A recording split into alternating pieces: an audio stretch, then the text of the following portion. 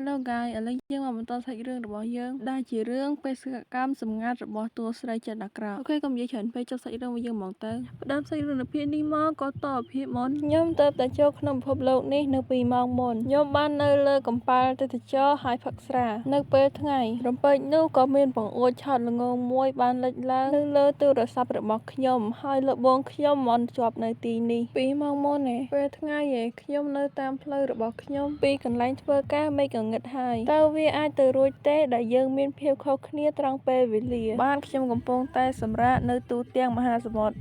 តើអ្នកមិនមែនជា CEO ដែលចិត្តត្រជាក់និងក្រអឺតក្រទមនឹងមែនទេទោះបីជាខ្ញុំក្រអឺតក្រទមក៏ដោយតែវាច្បាស់ណាស់ខ្ញុំគឺជានាយកប្រតិបត្តិហើយជីវិតរបស់ខ្ញុំគឺល្អណាស់គួរឲ្យរំខានណាស់ខ្ញុំបានវង្វេងនៅកន្លែងដែលមិនទាន់មានម៉ាស៊ីនកម្ដៅទឹកសម្រាប់មុជទឹកផងហើយត្រូវនៅរងចាំការស្លាប់ដោយសារដុំពកក្នុងខួរក្បាលស្ងប់ស្ងាត់ចុះគិតថាការឈឺក្បាលរបស់អ្នកមិនមែនបណ្ដាលពីទុំសាច់នៅក្នុងខួរក្បាលទេតើអ្នកណាទៅដឹងថាអ្នកនោះអាចនឹងត្រូវគេបំពុលដោយយឺតធ្ងន់ធ្ងរតើអ្នកប្រកាសទេនោះគ្រាន់តែជាការស្មានរបស់ខ្ញុំប៉ុណ្ណោះខ្ញុំក៏មិនបានអានសៀវភៅឲ្យលម្អិតផងដែរនិយាយឲ្យខ្លីវាទៅដូចនេះម្ដាយរបស់អ្នកស្អប់អ្នកប្អូនប្រុសរបស់អ្នកដែលជាព្រះអង្គម្ចាស់ដួនក៏ស្អប់អ្នកដែរប្រពន្ធចុងរបស់អ្នកស្អប់អ្នកមន្ត្រីរបស់អ្នកស្អប់អ្នកយោងតាមរឿងដើមខ្ញុំក៏ត្រូវស្អប់អ្នកដែរអធិរាជដ៏អស្ចារ្យមិនមែនជាម្ដាយបក្សីរបស់អ្នកទេនាងមិនបានចិញ្ចឹមអ្នកឲ្យបានល្អទេអ្នកមានចរិតឆេវឆាវខូខើហើយនឹងសម្លាប់ដោយស្ងៀមស្ងាត់មន្ត្រីស្មោះត្រង់នៅក្នុងវិមានទាំងអស់នឹងត្រូវសម្លាប់ឬលាតត្រដាងអ្នកថែមទាំងអនុវត្តគោលនយោបាយសម្រាមឲ្យប្រជារាស្ត្ររងទុក្ខនៅវគ្គបញ្ចប់អ្នកត្រូវសម្លាប់ដោយព្រះអង្គម្ចាស់ដួនក្នុងនាមយុត្តិធម៌បន្ទាប់មកតើខ្ញុំស្លាប់ដោយម្ដេចនៅពេលនោះខ្ញុំធុញទ្រាន់នឹងការអានដូច្នេះហើយខ្ញុំក៏លោតទៅទំព័រ2 3វាហាក់ដូចជាអ្នកកំពុងតែវិដំនឹងបរិសស្រាប់ស្រាលរបស់ខ្ញុំភ្លេចទំព័រលម្អិតខ្ញុំឆ្ងល់ថាអ្នកមិនសមជាមនុស្សស្ងប់ស្ងាត់ទេអ្នកសមតែគេហៅថាអ្នកជា CEO ដែលត្រូវបានប្រើនិងប្រឈមមុខនឹងព្យុះដែលដឹងថាគាត់នឹងត្រូវនឹងស្លាប់ប៉ុន្តែគាត់នៅតែស្ងប់ស្ងាត់ទៀតចុះអ្នកវិញវិនិច្ឆ័យតាមរូបរាងរបស់អ្នកមើលទៅចរិតរបស់អ្នកក៏មិនមែនជាមនុស្សល្អដែរ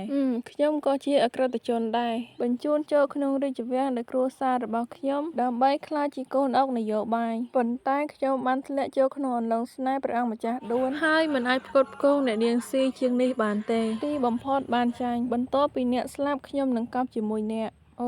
វិនិច្ឆ័យតាមប្រតិកម្មរបស់គាត់វាហាក់ដូចជាយើងយល់ស្របហើយមែនទេបង្រួមកិច្ចសហប្រតិបត្តិការយុទ្ធសាស្ត្រលើអក្រិតកម្មចុះរឿងនេះខ្ញុំគ្រាន់តែសម្លាប់មនុស្សដែលនៅលើផ្លូវរបស់យើងកុំវាទំនងដូចជាបរាជ័យធម្មពលរបស់អ្នកត្រូវបានឆ្នោតស្ទើរតែទាំងស្រុងប៉ុន្តែព្រះអង្គម្ចាស់ដួននិងស៊ីគឺជាតួអង្គដែលត្រូវបានជ្រើសរើសនៅក្នុងរឿងដើមគ្រប់រឿងសំខាន់គឺវិលជុំវិញពួកគេប្រសិនបើពួកគេជាខ្លួនខ្ញុំនោះរឿងគ្រប់យ៉ាងនឹងត្រូវកាត់ចោលពាក់កណ្ដាលផ្លូវហើយនៅពេលនោះថាពួកគេអាចបន្តរស់នៅបានមិនប្រកាសនោះទេដូច្នេះតើអ្នកមានកម្រងអ្វីយើងគ្រាន់តែអាចចាប់ផ្ដើមនៅរឿងតូចតាចប៉ុណ្ណោះផ្លាស់ប្ដូរវគ្គសិក្សាបន្តិចម្ដងមើលឃើញផលប៉ះពាល់ហើយបន្ទាប់មកត្រូវអនុវត្តនៅជំហានបន្ទាប់រងចាំមួយផ្លែតនៅក្នុងរឿងដើមតួអង្គទាំងពីររបស់យើងមិនគួរជាតួអង្គដែលចូលក្នុងប្រឡោមលោកទេមែនទេបើសិនជាវានៅក្នុងករណីនោះឥឡូវនេះយើងអាចបានចូលតើស៊ីនៅទៅជួបរឿងដដែលនេះទេ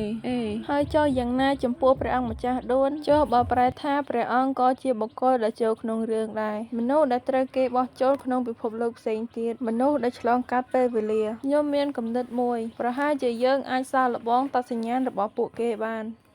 បបិទ្ធព្រះគោតមដ៏ចម្រើនទូបង្គំឮថាទ្រង់ចង់ប្រារព្ធពិធីជប់លៀងនៅវិមានហើយបុព្វជិតទាំងអស់នឹងត្រូវអនុញ្ញាតឲ្យចូលរួមខ្ញុំបានរៀនម៉ូតសក់ដ៏ពេញនិយមចំនួន2ដ៏ចៃដន្យនៅពេលថ្មីនេះសូមអនុញ្ញាតឲ្យខ្ញុំធ្វើវាឲ្យអ្នកបម្រើរបស់ស៊ីយ៉ុងហិចសកប៊ីបងស្រីវ៉ានអ៊ីនអមដំណើរប្រជាអធិរាជការពីយប់មិញតើពេលនេះនាងកំពុងតែធ្វើអ្វីដំណឹងណាមួយស៊ីយ៉ុងគេបានលើកឡើងថាសម្ដេចមានសេចក្តីរីករាយជាខ្លាំងគាត់ថែមទាំងចេញរាជក្រឹត្យកិត្តិយសចុងយូរទៅជាមេចុងភៅទៀតផងតើវាអាចទៅរួចបានដោយរបៀបណាទោះបីជាយ៉ាងណាក៏ដោយយោងទៅតាមរឿងដើមវ៉ានយិនគួរតែខឹងសម្បារចំពោះអធិរាជមហាអំណាចហើយត្រូវបាននិរទេសខ្លួនទៅវិមានត្រជាក់តើអាចទេចាប់តាំងពីខ្ញុំចូលក្នុងពិភពលោកនេះដំណើររឿងដើមចាប់ផ្ដើមផ្លាស់ប្ដូរច្រើនមិនអីទេពួកគេទាំងអស់គ្រាន់តែជាតួអក្សរនៅលើក្រដាសមនុស្សតែម្នាក់គត់ដែលស្ថិតនៅក្រោមការ គ្រប់គ្រងពិតប្រាកដនៅទីនេះគឺជាខ្ញុំដរាបណាខ្ញុំអាចធ្វើជាម្ចាស់លើបន្ទាត់សំខាន់អនាគតច្បាស់ជាភ្លឺស្វាង